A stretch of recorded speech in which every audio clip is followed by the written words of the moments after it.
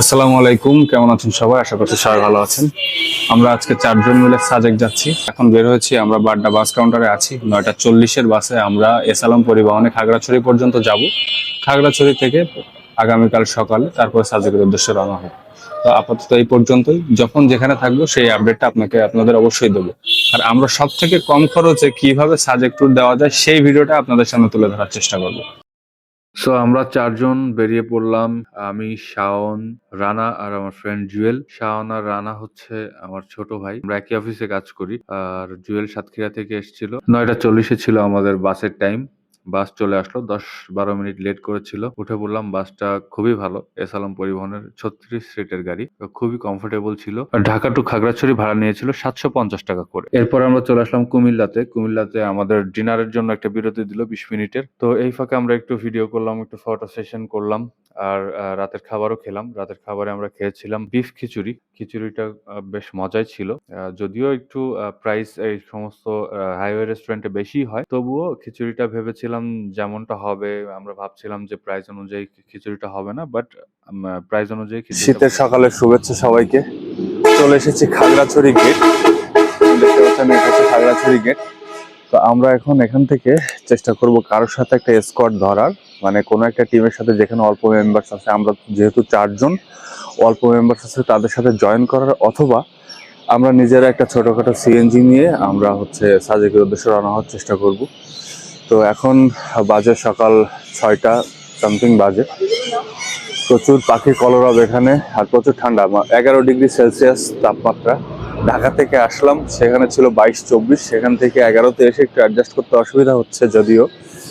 তো আশা করছি শেষ পর্যন্ত সাথেই থাকবেন। দেখুন সামনে আরো কি হয় না হয়, সবকিছু আপনাদের সামনে আসবে। আমি এখন বের হচ্ছি বাগেরহাট আর্মি ক্যাম্পের উদ্দেশ্যে। এটা হচ্ছে আমাদের গাড়ি, এই গাড়িতেই আমরা যাব। এখানে 8 জন হয়েছে, আমরা 8 জন মিলে যাচ্ছি। আর 2 জন মাইনাস হয়ে গেছে। 2 জন তারা হচ্ছে একটা প্রবলেমের কারণে যেতে পারবে না, তবে ভাইরা আমাদের কাছ থেকে বেশি আর চার্জ করে নাই, সেই টাকাটাই নিচ্ছে। তাদেরকে 1000 টাকা ব্যাক করে দিয়েছে আর কি। তো এখন রওনা হবো। যাত্রাপথে যেগুলো সামনে পাবো সবকিছু শেয়ার করবো আপনাদের সাথে। তো এরপরে আমরা রওনা হয়ে গেলাম সাজেকের উদ্দেশ্যে। আমরা আমাদের চাঁদের গাড়িতে উঠে গেলাম। যদিও আমাদের গাড়িটা ছাদটা ঢাকা ছিল, ছাদটা খোলা থাকলে ভালো হতো, তবে ব্যাটে বলে মেলে নেই যেটা বলে আর কি।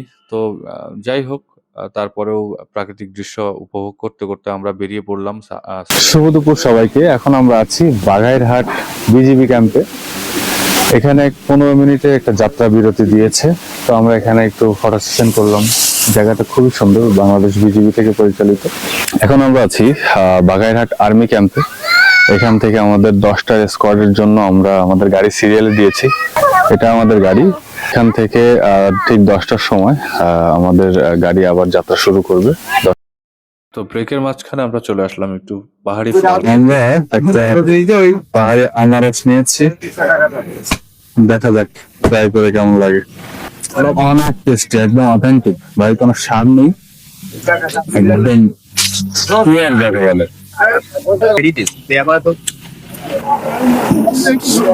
পাহাড়ি অথেন্টিক আনারস। সো বাঘাইপাড়া থেকে আমরা আবার আমাদের যাত্রা শুরু করলাম সাজেকের উদ্দেশ্যে। খাগড়াছড়ি থেকে বাঘাইপাড়া পর্যন্ত আসতে সময় লেগেছিল 1.5 ঘন্টা। আর এখান থেকে আর মোটামুটি 1.5 ঘন্টা পরে আমরা গিয়ে পৌঁছালাম সাজেক। যদিও আমরা দুপুরে পৌঁছে গিয়েছিলাম, কিন্তু ভিডিওটা করলাম সন্ধ্যার পরে, কারণ তখন খুবই টায়ার্ড ছিলাম, সেজন্য আর ভালো লাগেনি করতে। তো আমরা দার্জিলিং রিসোর্টে উঠেছিলাম।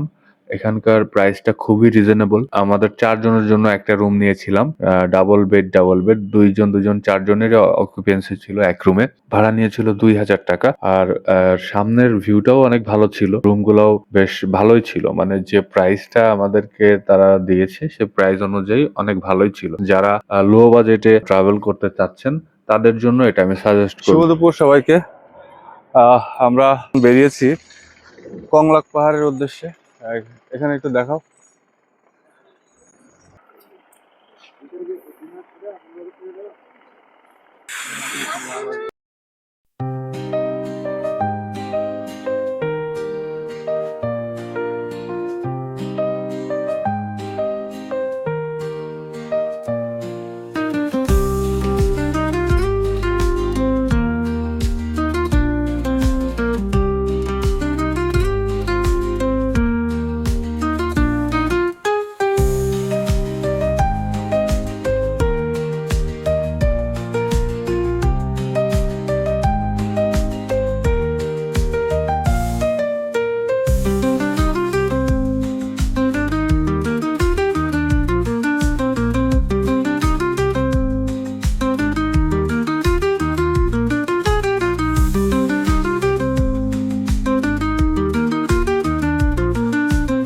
এখন যাবো এই কংলাক পাহাড়ের সর্বোচ্চ চূড়ায়।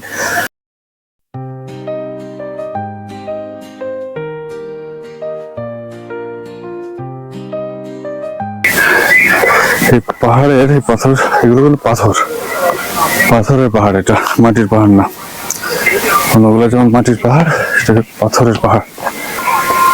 Just look at the view, ভিউটা দেখেন একটু এখানকার, অ্যামেজিং। আল্লাহু আকবার। চলে এসেছি কংলাক পাহাড়ের চূড়ায়।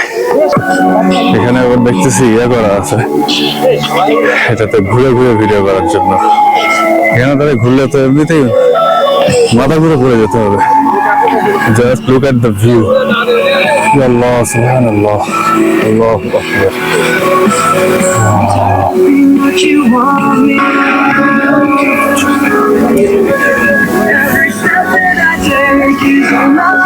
এই সাইডটা থেকে যাই, দেখি এই সাইডের ভিউটা কেমন। ঠিক পাহাড়ের পাশে একটা ছোট্ট গ্রাম, 3-4টা পরিবার মিলে একটা গ্রাম এখানে। পাহাড়ে এই পর্যন্ত। এখন চোখ ভরে আল্লাহর দুনিয়ার দেখবো। এতক্ষণ আপনাদেরকে দেখালাম, এখন আমি দেখবো একটু বসে বসে। চলে আসলাম সাজেকের হেলিপ্যাডে অলসদের নিয়ে। এই যে এক অলস, এই যে আর এক অলস, দুই অলস ভাই ভাই। তো এখন সাজেকের হেলিপ্যাড আমরা ভিজিট করব, আপনাদেরকেও দেখাবো। হেলিপ্যাডটা তো কি সেটা মূলত সবাই জানেন। এখানে আসলে কোনো চপার্স আসলে, হেলিকপ্টার আসলে এখানে ল্যান্ড করে। তো জায়গাটা অসম্ভব সুন্দর। সামনে একটা মসজিদ আছে, মসজিদটাও খুব খুব খুব বেশি সুন্দর, ওটাও দেখবো। তো এখানে এসে বসে থাকলে অটোমেটিক্যালি মন ভালো হয়ে যাবে। শুধু এই জায়গাটা দেখেন, সূর্যাস্ত যাবে এদিক দিয়ে, আর এই সাইডটা দেখেন শুধু ভিউ। ও আল্লাহু আকবার। এখানে এই ঘাসের মধ্যে বসে বসে মন খারাপ থাকলে এখানে যদি বসে থাকা হয় ঘাসের মধ্যে, অনায়াসে মন ভালো হয়ে যাবে। কি চমৎকার সৃষ্টি আল্লাহর। ওই পাশের বড় পাহাড়গুলো সম্ভবত ইন্ডিয়ার পাহাড়।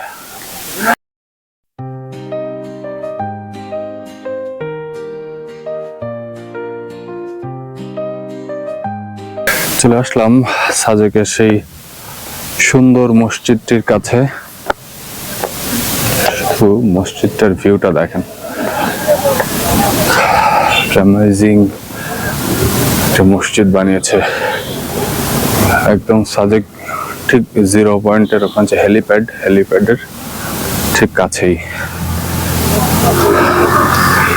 চমৎকার একটি মসজিদ, সাদা আর সবুজের কম্বিনেশন ফুটে উঠেছে একদম। মসজিদের সামনে এদিক থেকে সূর্য অস্ত যাবে, পাহাড়ের ভিউটা এই সাইডে অনেক সুন্দর। সবাই এসেছে, আমরাও আসলাম সবার মতো মসজিদটাও দেখি এবং আপনাদেরকেও দেখানোর চেষ্টা করি।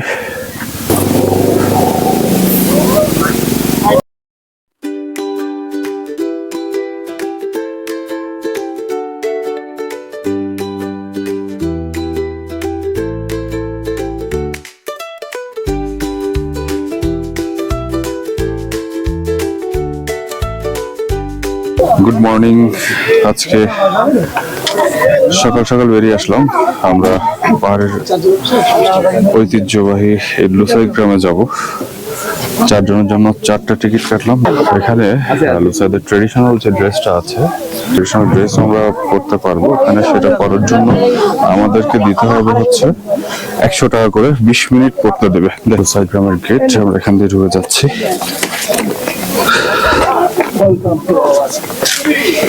পাহাড়িদের ঐতিহ্যবাহী লুসাই সম্প্রদায়ের যে গ্রাম, সে গ্রামটাতে ঢুকে পড়লো। এখানে প্রথম একটা মূর্তি আছে, ওরা হচ্ছে আদি পুরুষের ছবি। খুব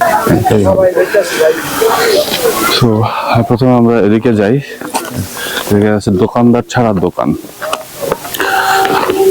দোকানদার ছাড়া দোকানে আপনি যদি চান তাহলে যা খুশি এখান থেকে নিতে পারবেন। এখানে লেখা আছে আপনি ইচ্ছা অনুযায়ী যে কোনো পণ্য নিয়ে নির্ধারিত বক্সে টাকা রাখতে পারেন। লুসাইরা একে অপরকে এতটুকু বিশ্বাস করে। লুসাইরা একে অপরকে এত বিশ্বাস করতো যে ওদের দোকানে কোনো দোকানদার থাকতো না। সো আপনি এখান থেকে কিছু নিলে এখানে বক্স আছে, এই বক্সের মধ্যে আপনি টাকাটা রেখে দিতে পারবেন। যে আমরা এসেছি, আমরা 4 জন লুসাইদের দোকানের সামনে। এখন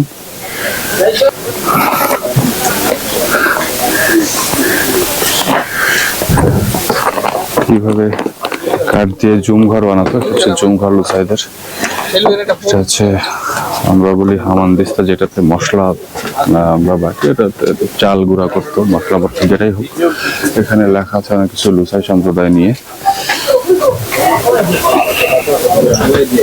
আদি পুরুষের ছবি, এখানে ওরা যেভাবে শিকার করতো সেই ছবিগুলো দেওয়া আছে। তো এগুলো হচ্ছে বাঁশ দিয়ে চাচ বানিয়ে আর কি এখানে ঘর বানানো। তো কত সুন্দর ভাবে ওরা ঘরটাকে সাজিয়ে রাখতো। এখানে হয়তো বা ওরা রান্না করতো। এখানে চুলার পার, এই যে ওদের বিছানা, এখানে আর কি ওদের শোবার ঘর এটা।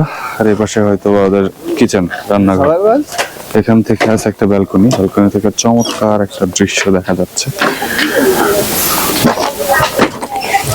সামনের দিকে যাই, দেখি আরো কি কি আছে।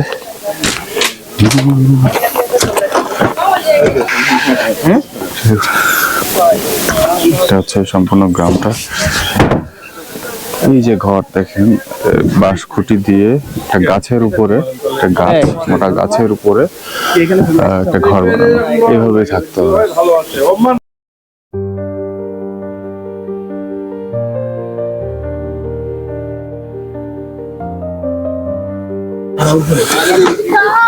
যাচ্ছি একটু নিচের দিকে।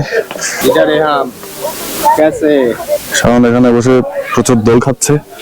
তো এই যে ওদের সব আগের যে ট্রেডিশনাল সব ছবিগুলো, সেগুলো এখানে বাধাই করে রাখা আছে। লুসাই গ্রামে সুন্দর সুন্দর শিশুরা খেলছিল এবং কিশোররা কালচেত খেলায় প্রতিযোগিতা করছিল। কালচেত খেলা, ও মানে যে লাঠির উপরে যে দাঁড়িয়ে দাঁড়িয়ে হাঁটে, ওটাকে বলতে হলে কালচেত খেলা। সংস্কৃতি সবকিছুই ফুটিয়ে তোলা হয়েছে গ্রামের মধ্যে। ট্রেডিশনাল যে ড্রেসটা আছে সেটা পরতে চেয়েছিলাম, আমার মনে হয় যে মেয়েদেরটাই বেশি সুন্দর। এই ঘরটাতে মনে হয় ওরা ওদের এই যে খেলায়, যে কুস্তি খেলার প্রতিযোগিতা হতো এই ঘরের মধ্যে।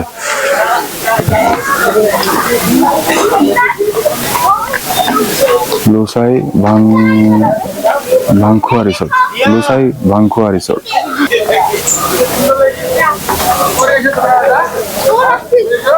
আমরা এই সাইডটাতে একটু যাই, এখানে দোলনা দেওয়া আছে। গ্রামটা মানে এত সুন্দর, কত সুন্দর করে সাজিয়ে গুছিয়ে রাখছে। দেখেন সুন্দর পরিবেশ, একদম গাছ গাছালি, সবকিছু ন্যাচারাল। ওদের কোনো কিছু কৃত্রিম কোনো কিছু নাই, ইট বালির কোনো ছোঁয়া নাই। ইদামেন মানে কেমন আছেন, লুসাই ভাষায় ইদামেন মানে কেমন আছেন। লুসাই ভাষায় কালাউমি মানে ধন্যবাদ। এগুলো লেখা আছে, গাছের সাথে দেওয়া আছে। তোমাকে লেখালেছি চিবাই মানে স্বাগতম। লুসাই ভাষায় চিবাই মানে স্বাগতম। এটা কি? এটা লুসাইদের এটা একটা ঘর। এটা কিসের ঘর এটা আসলে এখানে কিছু লেখা নাই, বুঝতে পারতেছি না।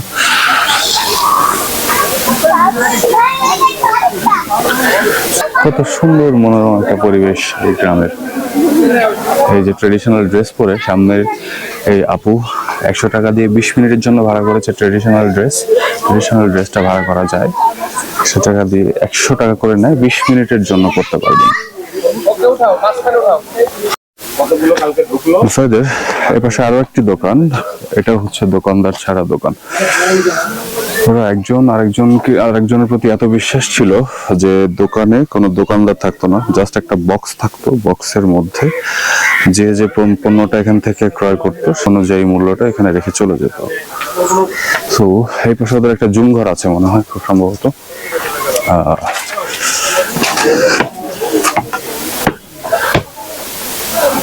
পালাঙ্গু ইন ভিলেজ ক্রাইস হোম। ভিলেজ ক্রাইস হোম মানে কি এখানে বসে কান্নাকাটি করতো ওরা নাকি? যার কান্না পেতো সে এখানে এসে কেঁদে চলে যেত আবার। সেটাই মনে হচ্ছে, এটা আমি জানি না, আপনাদের কারো জানা থাকলে অবশ্যই কমেন্ট করে জানাবেন। এই ঘরটা হচ্ছে, ঘরের মধ্যে লেখা আছে ভিলেজ ক্রাইস হোম। তো ভিলেজ ক্রাইস হোম মানে আমি বুঝলাম না যে মানে এই গ্রামের কারো যদি কান্না পাইতো তাহলে মধ্যে এখানে এসে কাঁদতো। আমার সঠিক জানা নাই, আপনার যদি কারো জানা থাকে অবশ্যই কমেন্ট করে জানাবেন।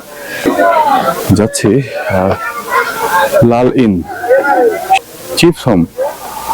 এটা হচ্ছে প্রধানের বাড়ি, লুসাইদের যে প্রধান সে এই ঘরে থাকতেন। একটি জায়গা যেখানে তারা শ্রম রাখে এবং স্টোর রুমের জন্য ব্যবহৃত হয়। যাই হোক, এটা হচ্ছে লুসাইদের প্রধানের ঘর।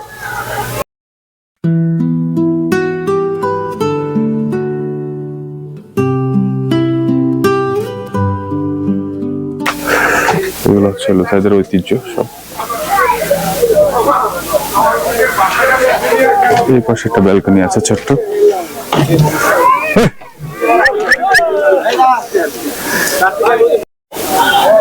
এখানে লুসাই গ্রামের আরো একটি ঐতিহ্য, যেখানে তাপ দিয়ে কাপড় বুনতো সেই জায়গাটা। এখানে কাপড় বোনার কাজ করতে যাও, এটাকে বলা হয় যাও। ইজ এ হ্যান্ডলুম ঘর, ডটার অফ থাংচুয়াপা। নাম পড়তে গিয়ে আমার দাঁত ভেঙে যাচ্ছে। যাই হোক, আর পড়া সম্ভব না।